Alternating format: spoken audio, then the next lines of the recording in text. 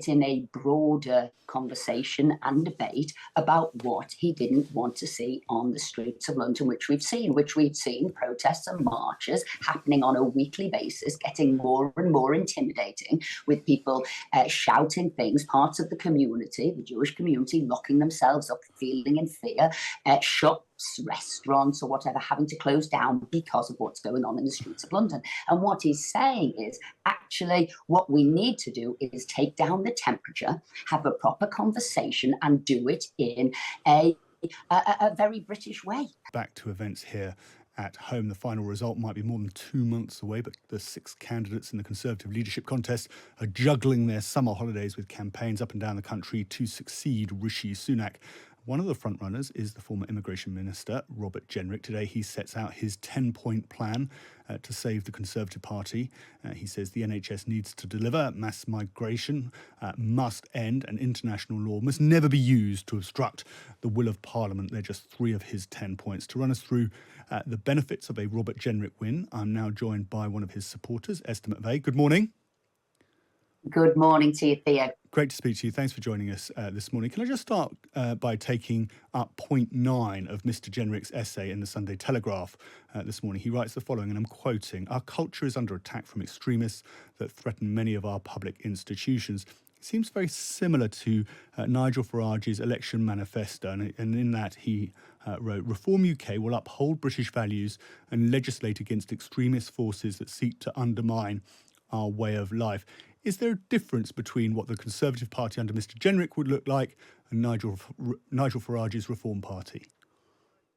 Yes, because we're the true Conservatives, and I'm loving the fact that Nigel Farage is trying to steal our clothes in his very own way. So really what Robert Jenrick's doing is going back to core Conservative values, and that is about freedoms, it's about responsibilities, it's about immigration, border controls, opportunities. And so all of those things come into play here, and one of those has to be about national identity and also protecting our borders and looking at immigration numbers and getting them at a number that is workable within the UK, something that actually a lot of Rob Jenrick's policies and Rishi Sunak's policies were now starting to deliver. So we've seen a reduction in immigration as they tightened up those immigration rules. Yes, it is a fair point, and I do accept that actually we've seen those when we got those numbers for skilled visas that actually come down. When you looked at 2022 compared to 2023 compared to the small boats, there'd been a reduction. But are you in danger of, by going to the right, actually ignoring the fact that the Liberal Democrats managed to secure 72 seats in the last election, taking places like Henley and Maidenhead? Now, what we're doing, and I think this is really important, is going back to our core Conservative, timeless values. That's what we're doing. We're looking at the interests of Great Britain, of the people who are here, and we've got to have it that we are a tolerant country, yes, but also got to make sure that the British citizens here feel that their voice can be heard. They can talk about certain issues, which you're seeing Labour now are actually closing that debate. That's really what a free society is about. It's about feeling you've got a stake in society, feeling you've got a say in your local community and what's going on. And that's why I think Britain is such a great country, because we've always had sort of those freedoms to be able to express ourselves, a democracy to be able to, I guess, remove the government when you don't think they're delivering on what they need to. And I think key to what Robert Jenrick was saying, really we need to listen to why we were voted out of government. We've got to listen to those key concerns and deliver on it. And immigration was one of those key issues.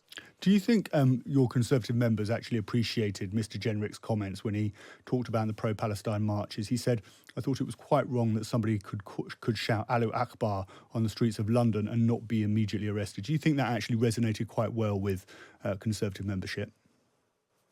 I mean, this was a part of a much bigger debate on immigration, something that he is bold enough to be able to talk about in a very lucid, coherent fashion.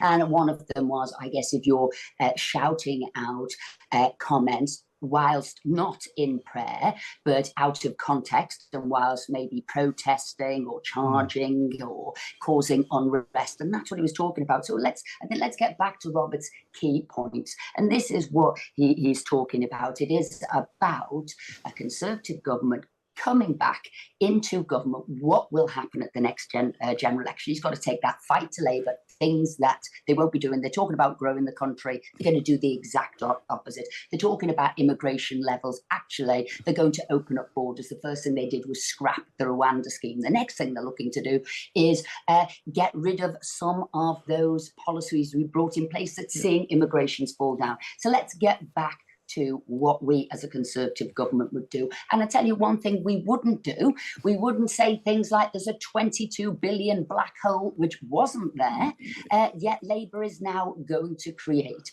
What we wouldn't do is collapse to our union paymasters and actually then all I can say is deliver. But that, sorry, Esther McVey, can I just stop you?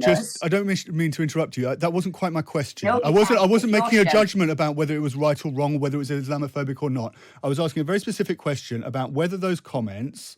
I thought this is from Jenrick, Robert Jenrick quoting here. I thought it was quite wrong that somebody could shout Allahu Akbar on the streets of London and not be immediately arrested. I'm putting it to you that actually many of your Conservative members in the party who will get a say on the final two actually quite respected what Robert Jenrick said. He said it for a reason, and he said it because he knew that those types of comments would appeal to the Conservative membership. Is that a fair analysis?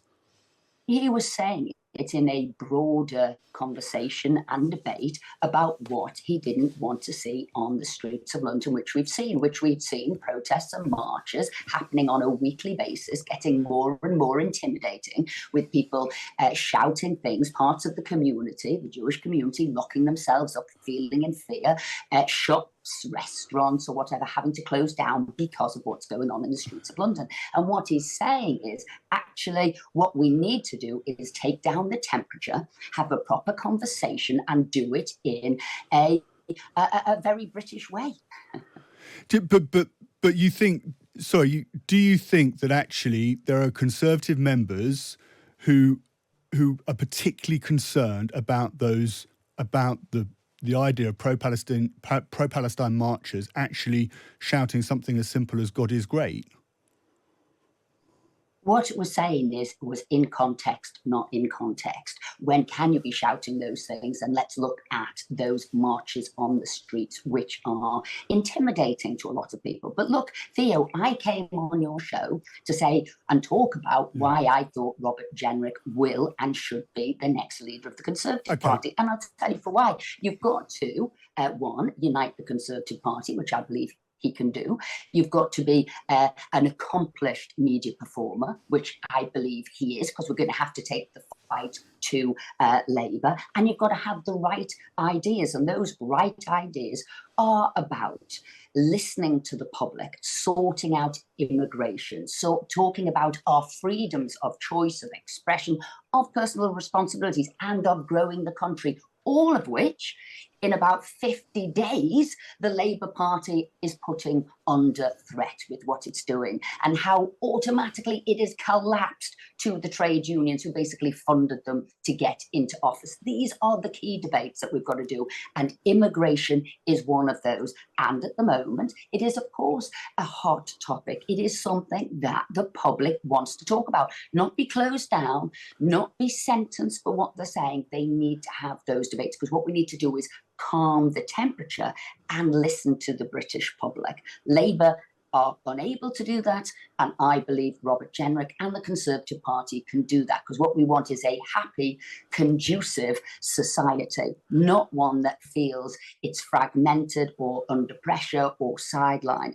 That's what we've got to do. Esther McVey, thank you so much for your time this morning. Really appreciate it.